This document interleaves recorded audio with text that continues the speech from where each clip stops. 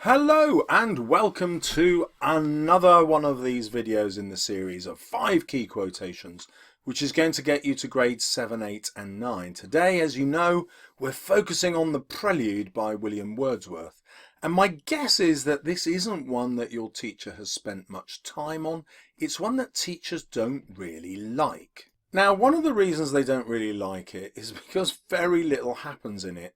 So Wordsworth is a child, probably a teenager. He steals a boat, which he finds on the lake by a willow tree, and he paddles away, seeing this crag up here. And as he goes further away, instead of just seeing this crag, his perspective now changes, and he can suddenly see this massive crag, this mountain behind him. It's in the Lake District, and he imagines this mountain is some kind of massive disapproving presence, a giant that starts to chase him. And so he gets to about this point in the lake, gets terrified and turns back, and by going back he gets this perspective again, and this chasing giant of a mountain disappears, and this familiar tiny crag reappears, and he feels less threatened. And so it's quite difficult to work out what that symbolises. You know, what the hell was that journey about? And the other thing that often frustrates teachers is, I guess, what was fashionable at the time that Wordsworth was writing, which is this obsession with nature. So it's very easy to dismiss this poem as pretty boring. It's about nature, nothing much happens. It's all about the author's emotional state. Big deal, who cares? But actually, it's about much more than that. It is about pantheism. I'll tell you what that means in a minute. It's about a person's developing sexuality, and it is possibly about incest. Now, I realise these two topics, sexuality and incest, are quite sensitive, and so I'm going to be able to teach you to be able to write about the poem as though it is only about pantheism. And for those of you who aren't put off by that, you can also write about it using these two words as well, if you choose. But you don't have to. You can get the grade 7 and above simply by talking about a pantheistic interpretation. And as usual, I will take you through the FOSS way, the method that guarantees you a grade 7 and above if you do it properly. Starting with the form always forces the examiner to pigeonhole you at grade 7 and above, because that's where it appears in the marking criteria. Writing about the opening forces you to write about the author's point of view. Then writing about the ending shows how the author's point of view has changed. And along the way, you're going to mention the language features every time you quote. And I will give you something about the structure that you can write as well, which is also a grade 7 and above feature. Okay, pan means everything, and theism means a religion, a belief in a deity. So here what you have is the idea that God is to be found in all things. So pantheism is a celebration of nature. God is to be found in everything in nature, rather than a purely Christian sense. And this links really strongly with Romanticism. So Wordsworth was a romantic poet, possibly the most famous of the lot. And The Prelude is actually book length. It's one long poem, one huge stanza, which he never published in his lifetime. He started writing it when he was only 28 years old, never published it. It was deeply private, and that's why we'll be able to read into it lots of symbolism about sexuality and incest, which he would be reluctant to publish in his own lifetime. So let's see his point of view at the beginning. One summer evening, led by her, I found a little boat tied to a willow tree. Now, her here is nature, and so he imagines that nature is personified here and has led him to this little boat that he's going to steal.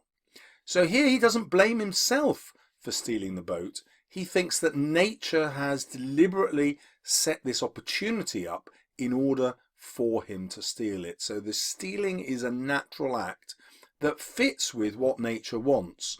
And this is where pantheism comes in. Now, willows are often used symbolically. So the branches of a willow hang down. You've probably heard of them called weeping willow trees. So they suggest sadness, but they also have limbs, and so they suggest a body at the same time. So this is a clue that there's going to be some element of sadness in this experience. This is contrasted with the summer setting, which is obviously symbolically happy. So he's in the Lake District, he's at a lake, and he focuses on the horizon, which is quite interesting. If you think of a horizon, it looks like a straight line. As you look across in the distance, you'll see a straight line, and it looks like a boundary. But actually, that boundary is an illusion, because obviously you can reach that boundary, and then your horizon changes because the Earth is a sphere. Now, Wordsworth does that deliberately because he's trying to use this symbolically to say that all the boundaries that we place on our lives are actually illusions, they're just conventions.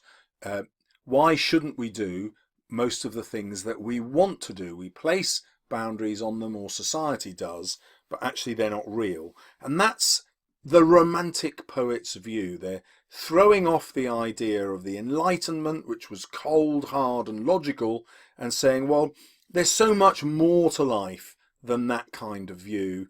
Let's live a new kind of life, which is focused on our experiences. Experiences were everything to the Romantic poets. Then he turns his gaze, again symbolically, to the sky, where we'd normally find God, if you like, symbolically in a poem. But because this is a pantheistic poem, what we have is nothing but the stars and the grey sky. And I think the word nothing here emphasizes that God is not up there in the heaven, because Christianity is another kind of boundary. Christianity is another way of saying this is what you can do and this is what you can't do. And he's rejecting that view of the world. We set our own morals based on our own natures. This is what he seems to be expressing in the poem. And so what he sees are the stars and the sky. Now the sky obviously offers unlimited possibility because it's endless, and the stars also offer another boundary, perhaps in the form of the fates. So we often use stars symbolically to suggest our destiny. Now, because this is an autobiographical poem about when he was a child, this could symbolize the moment in his childhood where he's wondering to himself, is society's boundary something I'm going to accept? Am I fated to live a particular kind of life?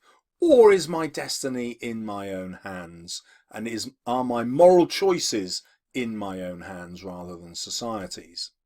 Well, at this stage then, he makes what for society is an immoral choice. He steals the boat and begins to row.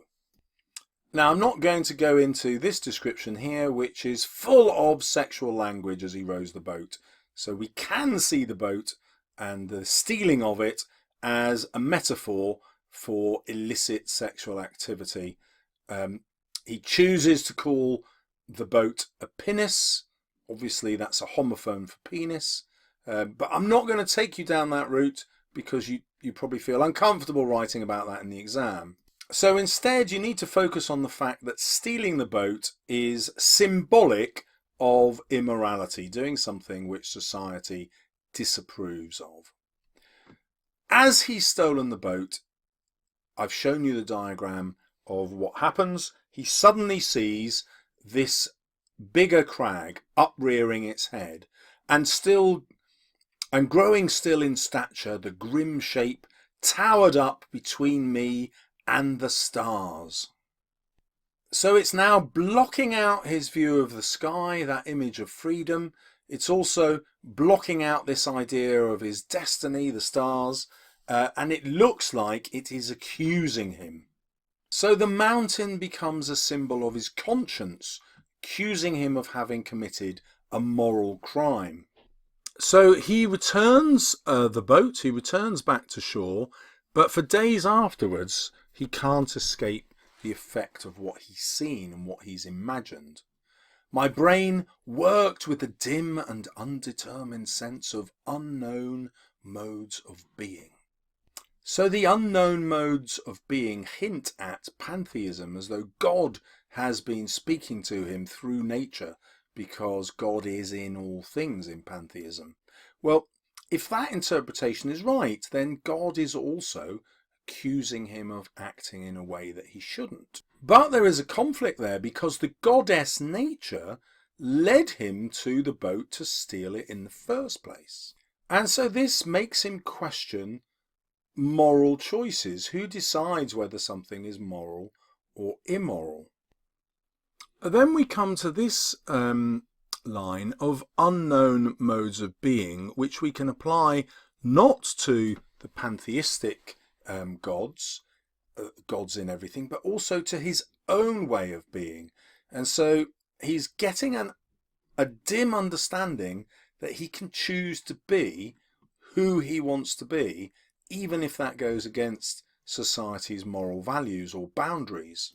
Well, one such boundary he can definitely cross is he doesn't need to preserve himself to have sex only when he's married. That would seem to him to be an extraordinarily narrow view of how he should behave.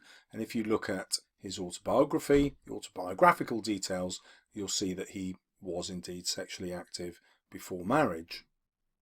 But you can also Google this and see that he had a very interesting relationship with his sister Dorothy, and many critics believe that their relationship was in fact sexual.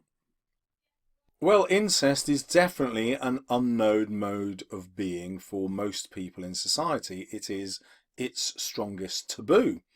But in Romantic times, it wasn't.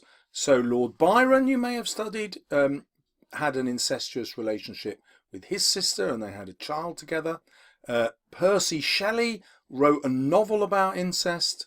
It was frowned upon by his publisher, but he still published it.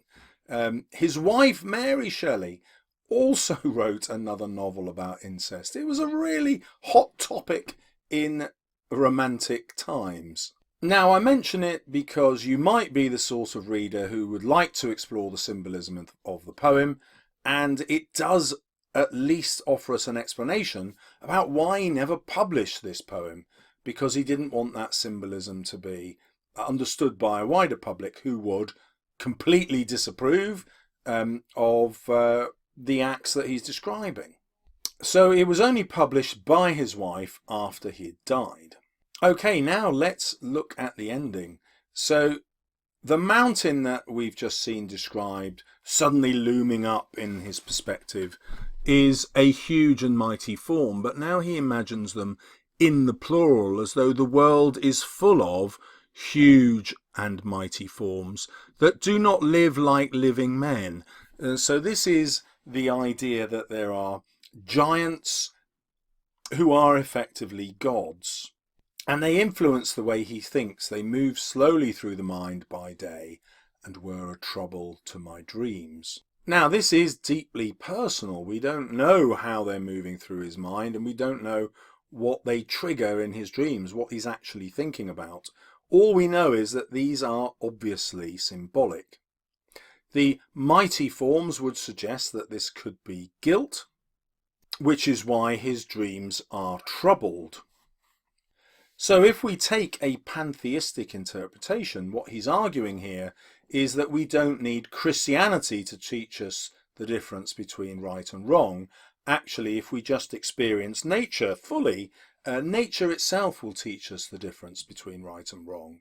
Or we can think about it differently. So these forms are trying to change his mind. This is why they move slowly through his mind.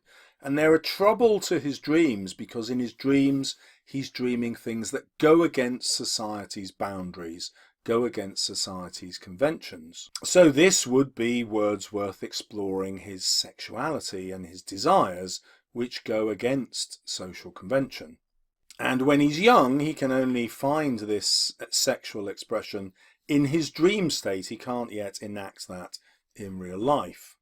Or we can see it as a reflection of his incestuous desires for his sister, which is why the description is that do not live like living men. So living men do not practice incest. It's, as I said, this huge social taboo.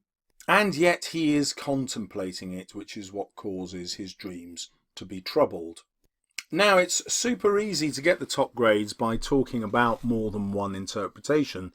So you can reject any of these, but do it in writing. Say why you are rejecting it, and that will get you higher marks, as long as you say also why you prefer the other interpretation, which will probably be the pantheism.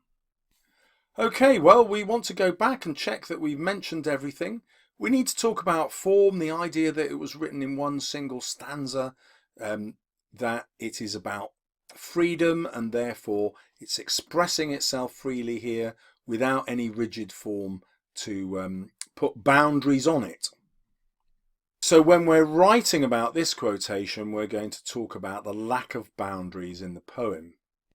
It's written in pentameter, 10 syllables per line. Sometimes they're iambic, sometimes they're trochaic. So, for example, the emphasis on this one would be she, which would make it a trochaic line. The emphasis here would be on the first syllable of horizon, which would make it an iambic line. And we can say that that form is potentially unsettling, like the experience that he's describing in the poem. We've talked about the opening and how that links to pantheism. All the way through, we can spot the language features.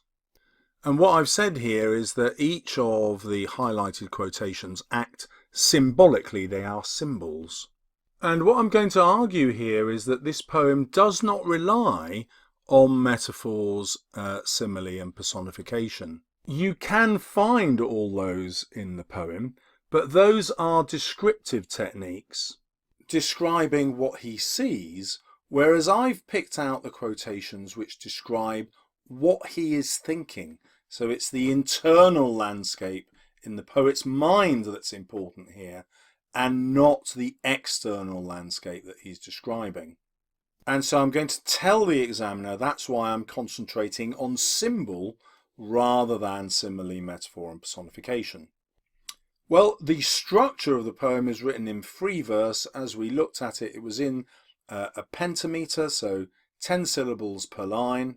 Poets do that when they're trying to recreate the rhythms of natural speech, which fits with the idea that he's speaking to himself his most intimate thoughts. And remember, that audience is important. This wasn't written for other people to read necessarily. It was much more written for him to explore his own thinking in his own mind, which links with the idea of it being a very intimate and confessional poem. So there you have it, the Foss way that will give you an easy way to write about this poem, and then you'd follow exactly the same structure comparing it to the next. I know this has been quite a controversial video. I couldn't find a way around that really. Do give me your comments below, and don't forget to subscribe if you want more. See you soon on my channel.